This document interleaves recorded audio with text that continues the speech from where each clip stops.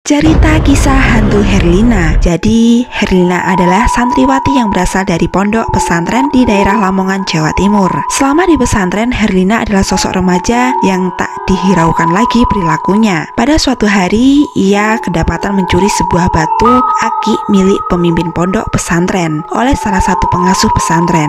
Karena perbuatannya yang melanggar aturan, Herlina pun diancam oleh pengasuh itu untuk dilaporkan ke pemilik pesantren. Mendengar ancaman itu, Herlina akhirnya ketakutan dan memilih kabur dari pesantrennya. Namun sayang, saat di jalan Herlina justru mengalami kecelakaan sehingga meninggal dunia. Kematiannya pun tak diketahui sama sekali oleh pihak pesantren. Tak terima anaknya sudah meninggal dunia, orang tua Herlina pun akhirnya mendatangi seorang dukun yang sakti di daerahnya untuk membalas dendam pihak pesantren Herlina waktu menimba ilmu. Dukun tersebut mengirimkan sosok yang mirip dengan Herlina ke pesantren itu sesuai dengan transaksi harga yang telah disepakati antara dukun dan kedua orang tua Herlina. Si dukun berpesan agar setiap malam Jumat Kliwon, hantu Herlina harus diberi minum darah agar sosok jin menyerupai Herlina itu tetap bisa hidup. Singkat cerita, hantu Herlina kembali ke pondok pesantren. Namun pihak pondok yang tak mengetahui Herlina sudah meninggal kini pun menerimanya kembali.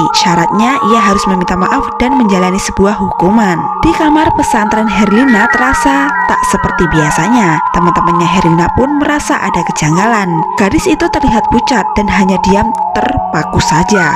Bahkan tas Herlina juga berbau busuk. Karena rasa penasaran teman-temannya pun akhirnya membuka tas tersebut dan ditemukan banyak darah di dalamnya. Pada suatu malam, Herlina meminta pengurus pesantren untuk mengantarkan ke kamar mandi. Tapi setelah 2 jam, Herlina tak keluar dari kamar mandi tersebut. Pengurus pesantren dan beberapa temannya pun terpaksa mendobrak pintu kamar mandi itu. Ketika pintu terbuka, terlihat sosok hantu wanita berpakaian merah dan bertaring dan tertawa cekikikan. Orang-orang yang mendobrak pintu tersebut pun akhirnya berlari ketakutan dan melaporkannya ke Pak Kiai. Pak Kiai kemudian menangkap hantu itu ke dalam botol dan membuangnya sejauh mungkin. Kejadian itu membuat pihak pesantren tahu bahwa nyatanya Herlina itu sudah meninggal dunia. Pak Kiai dan pengurus pesantren pun mendatangi rumah Herlina untuk memastikan kejadian yang sebenarnya.